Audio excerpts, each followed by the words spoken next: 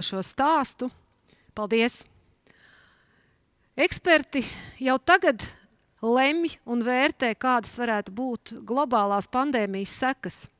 Eksperti lēš, ka apmēram 25% no darbiniekiem būs spiesti mainīt savu nodarbošanos, un tas pilnīgi noteikti ietekmēs arī darba vidi. Nākamais eksperts mums pievienosies no Lielbritānijas. Tās ir tās virtuālās iespējas šobrīd. Varam runāt ar jebko un no jebkuras vietas. Kriss Moriartij šo visu dēvē par globālas darba vides eksperimentu. Kriss saka, ka mūsu ikdienā uz palikšanu ir ienākuši tādi jēdzieni kā home office, sofa surfers vai arī home schools. Kriss Moriartij, we are welcoming you to Latvian Konference and we are giving our virtual stage now to you. Hello everyone, thank you very much. Thank you for that introduction. And thank you for getting my name right. There's people in my country that don't get my name right, so that's a great start. So hello to everyone. I can't see you. I hope you're there and you're enjoying your day wherever you are. So I've got 15 minutes really to talk to you about what I think could be the biggest shift in how people work that we have seen since the dawn of the internet. So there's a lot to cover, and I'm not going to be able to do it justice in the time. What I want to do instead is share with you some work that we've been doing at the Institute of Workplace and Facilities Management here in the UK, and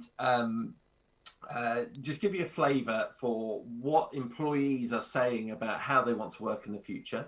And then start to consider what impacts and ramifications that might have on us as professionals delivering spaces and managing spaces for people to do their best work.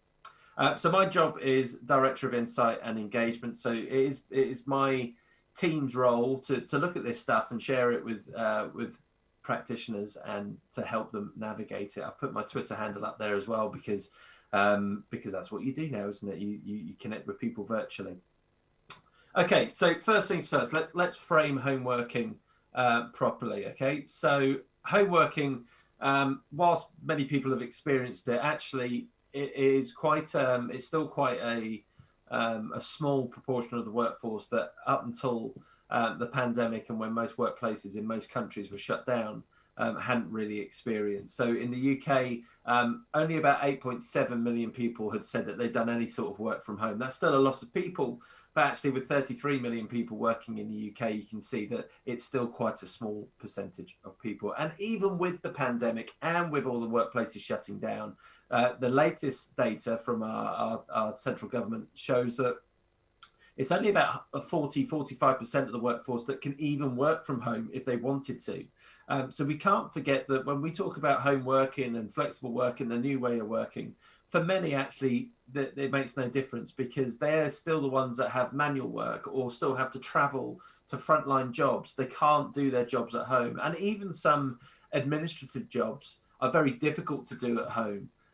So we do need to be mindful when we're talking about this, that we're not in danger of using our own experience as a kind of a global look at what we're doing as a workforce.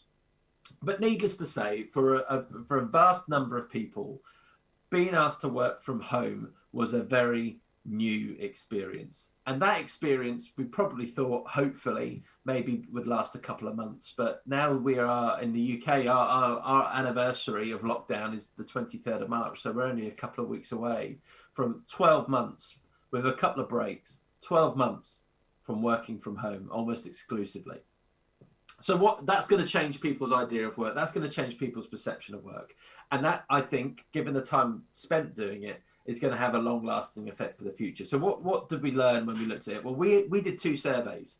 So we surveyed employees. So we didn't ask our members. We didn't ask facilities managers, workplace managers, real estate professionals. We asked very ordinary, very varied employees what it is that they think this home working thing is changed for them.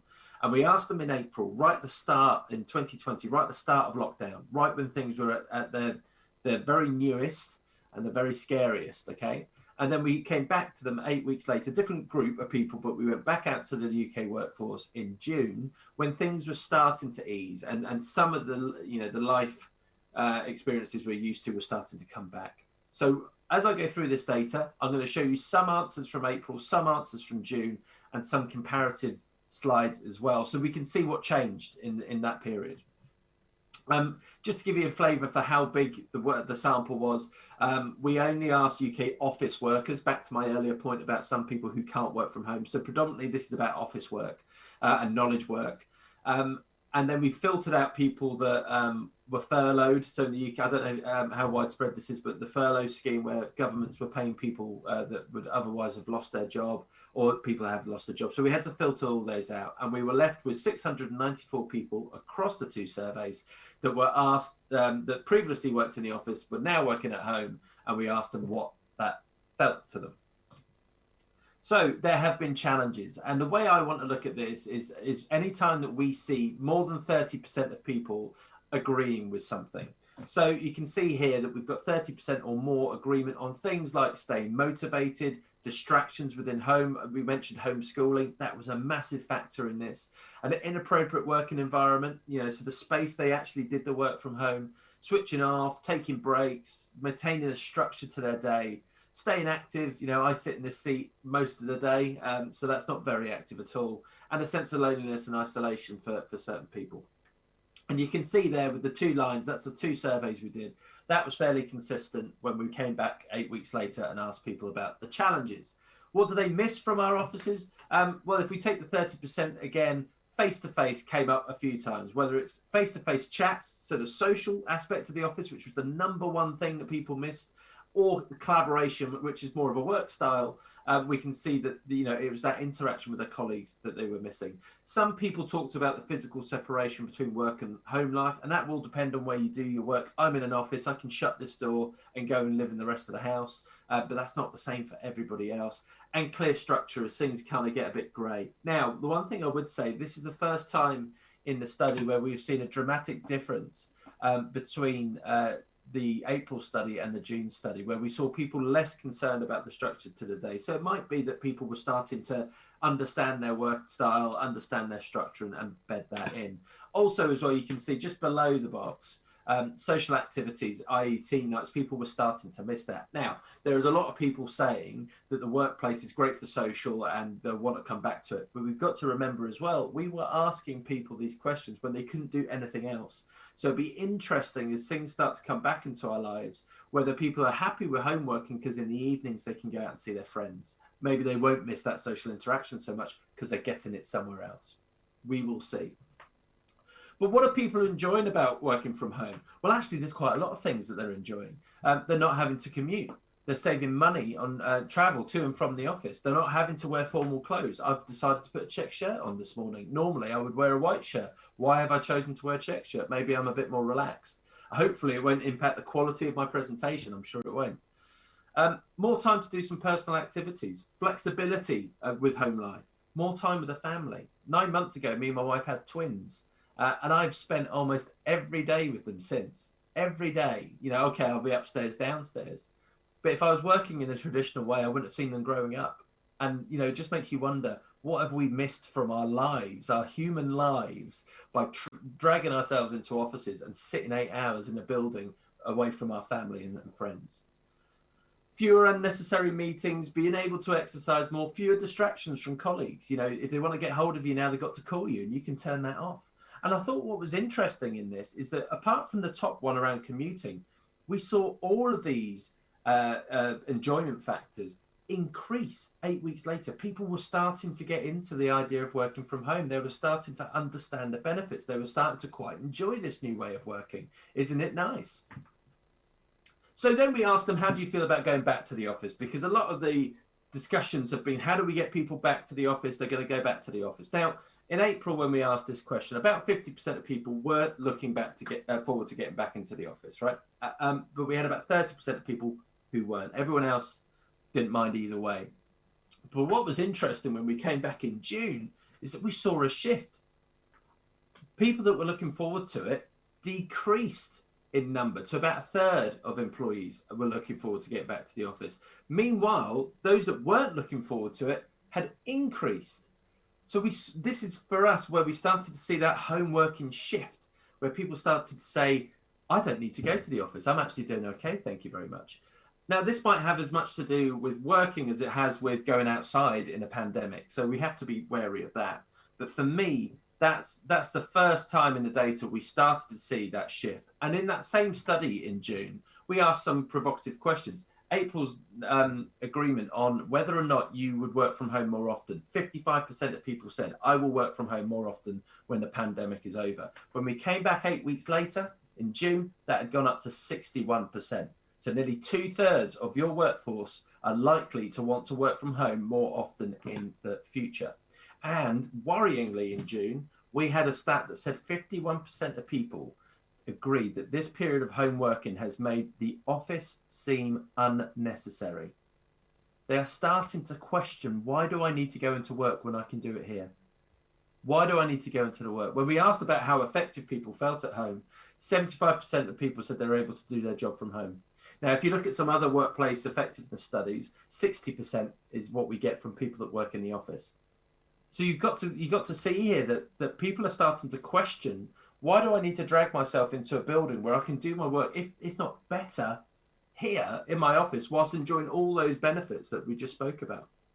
And that's what's led to some of these headlines. BP, British Petroleum, set to go to 2 days a week working from home as a standard. HSBC have got 40% of their office space is going to be shed. Work from home, there's studies that show that on average, small businesses think they need only 70% of the space that they've got. So almost certainly you're sitting in organizations now where you have too much space for probably for what's happening now, as in pre-pandemic, and certainly for what's happening in the future. But it presents a problem, right? Because you look at those stats, 50% of people want to work from home more often, 61% now. But there's still 40% of people who don't. There's still half the workforce that want to come into the office, or a third, as we saw as the numbers changed in June. So why could that be? Well, one of the areas, and there's lots, by the way, but one of the areas that's very, very particular in this is their home work setting. Okay, let me explain. If, like me, you've got a home office, you are loving working from home and you are not desperate to get back to the office at all. In fact, people that are working from home are less likely to report missing the physical separation between work and life, because they can separate it, they can close the door. They're not missing the clear structure to the day, they have one. They're not missing face-to-face chats with colleagues, they're not missing any of that stuff. Equally, they're less likely to experience challenges with loneliness, distractions, poor equipment, motivation, structure, and staying active. They're not facing these challenges. They're much more likely to want to work from home in the future. So go back to that stat we had. So they're 20%, almost 20 percentage points more likely, 3/4 of the workforce that have home offices are likely to want to work from home in the future. They're more comfortable working in this setting for an extended period and more likely to report concern about going back to the office. Okay, because the value equation is imbalanced. They're going to drag themselves out for something that's not as good, or even if it's the same in their office setting. But we have a group of people who are working on sofas, on beds, on kitchen tables that aren't happy with working from home. They're more likely to cite a difficulty with work-life separation. They're more likely to miss face-to-face chats, an appropriate workspace than the average. They're more likely to report challenges with distractions, poor equipment, motivation. And they're more likely to report loneliness, and they are working fewer hours as a result because they cannot sustain that during the day. They're also less likely to be prepared to work from home in the future, less likely to be able to carry out their work effectively. They are less likely to consider working from home in the future, and they aren't interested in flexible work programs. They're more likely to need support with mental health, and they're more likely to look forward to getting back to the office by 70 percentage points, the exact opposite of what we saw with home office workers. But here's the thing.